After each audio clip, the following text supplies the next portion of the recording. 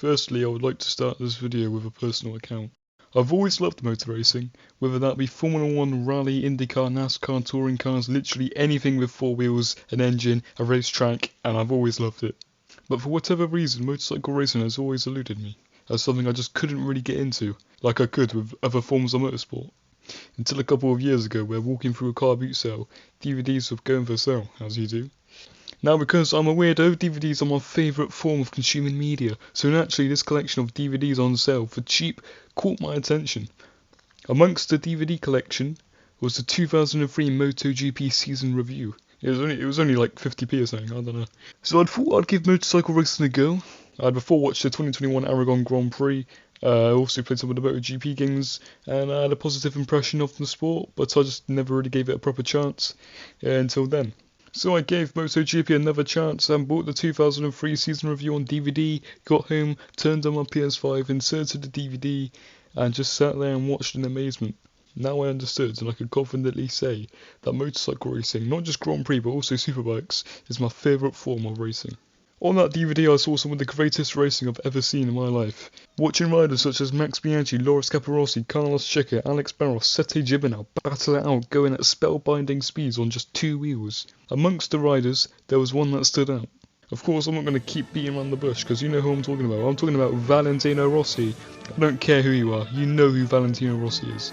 Hailing from Tavullia in Italy, he debuted in the Grand Prix World Championships in 1996 at 17 in the 125cc class before becoming a 125 champion the following year. He then moved up to the 250 class, winning that in 99 before moving up to the Premier class, the 500s, in 2000, finishing runner-up in his rookie season before claiming the title in 2001. Not only was that 2001 triumph the last World Championship on the all-conquering Honda NSR 500, but also the last World Championship on the 2-stroke 500cc class as the Premier class, which switched to 990cc 4-strokes for 2002, where Rossi, now on the Repsol Honda RC211V, would absolutely dominate the season. So by the time 2003 rolled around, Rossi was 24 years old, had become a 4-time world champion, won countless Grand Prix and was reigning 2-time champion of the Premier class. When time came for the opening round of the 2003 season at Suzuka, Rossi looked unbeatable.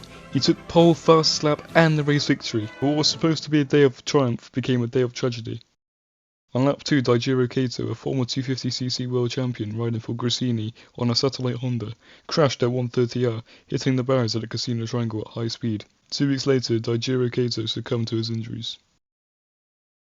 At the following race meeting in South Africa, riders paid respect to Kato in the form of a minute's silence and having the number 74 on their bikes, Kato's number which he used for racing. It was a somber mood in the paddock, but in particular for Gresini, at the time known as Telefonica Movistar Honda, the team Kato raced with. The team raced with only Sete Gibernau out of respect. The fairy tale way to honour Kato would be for his teammate Gibernau to win the Grand Prix. Gibernau, who was also on an RC211V, like Rossi but did not have factory support as he was with a satellite team, took pole, beating Rossi not only in qualifying but also in the Grand Prix, as the best Rossi could do was the second place, and it was a beautiful way to honour the great rider that was Daijiro Kato.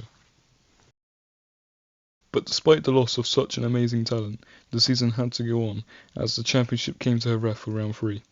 Rossi was looking to respond to Gibernau by reclaiming victory, but it would be Loris Capirossi on the Ducati, a manufacturer who were only in their 3rd Grand Prix, taking pole on Saturday. But Capirossi and Decimo Sedici were unable to take victory on Sunday as Rossi was able to take 1st place. Hoping to continue his momentum into Le Mans, Rossi took pole, but a spanner was thrown into the works when rain came down and the race was stopped. With 13 laps remaining, the race resumed. Gibernau made his intentions clear to win again. At the final corner, Gibernau took victory from under Rossi's nose, meaning it was 2-2 in the winners' tally. Gibernau and his Telefonica Movistar Honda looked like the title contenders. The Italian Grand Prix was dominated by Italians as Rossi won from Capirossi and Biaggi. Gibernau would only manage 7th place. Rossi led the World Championship by 32 points over Biaggi as Gibernau was 3rd due to Biaggi having more consistent form. He was on pole again in Catalunya, but a rare mistake going into turn 4 whilst battling Capirossi for the lead left him out of contention for victory, but he was able to take 2nd place to Capirossi, who took Ducati's 1st Grand Prix win. In a wet Assen, Rossi only managed 3rd behind Biaggi in 2nd and Gibernau, who took the victory, his 3rd on a year. For the first time in a long while, Rossi looked beatable. Looking to get back on form, Rossi would win the British Grand Prix at Donington from 4th on the grids, but it emerged that he had passed under yellow flags, so was given a 10-second time penalty, meaning he fell to 3rd once again, behind race winner Max Biaggi and 2nd place to Gibernau. It was all going wrong for Rossi, who now looked to the Saxon ring to get back on winning form. But just like in Le Mans, Sergio Gibernau would steal victory from Rossi's grasp at the final corner on the final lap. Gibernau now had 4 Grand Prix victories to Rossi's 3, and Rossi's championship lead was down to 29 points after 9 races. With 7 to go, the MotoGP fraternity went on a 3-week summer break before returning in Brno. Valentino Rossi was under pressure from the Italian media as he had not taken victory in the previous 4 Grand Prix. This may seem harsh, but it shows just how good Prime Rossi was, that going 4 races without victory was a disappointment. Lest we forget he won 11 of the 16 races in 2002, even taking 8 of the first 9 Grand Prix. Even so, Rossi turned up to Brno with a point to prove. Pole, fastest lap and victory, albeit it was a close call with rival Sergio Gibernau, who came a close second. He had proven the critics wrong, and now with Gibernau and Rossi each taking 4 Grand Prix victories, Rossi had a 34-point lead with 6 races to go, as let's not forget he had finished every race on the podium so far. Portugal and Rio were both straightforward victories for the Doctor, meaning Rossi had won 3 races in a row, securing a 51-point lead with 4 races to go. It was possible for Rossi to take the championship next time out in Motegi, but he would have to win the race with Gibernau not scoring. That would not happen as Gibernau finished 4th and Rossi came 2nd to Biaggi. The championship went to round 14 of 16 in Malaysia. Gibernau had to beat Rossi by 9 points to stay in the fight. But since the summer break, Rossi had a hat-trick of Grand Prix wins, and the only one he didn't win, he came 2nd.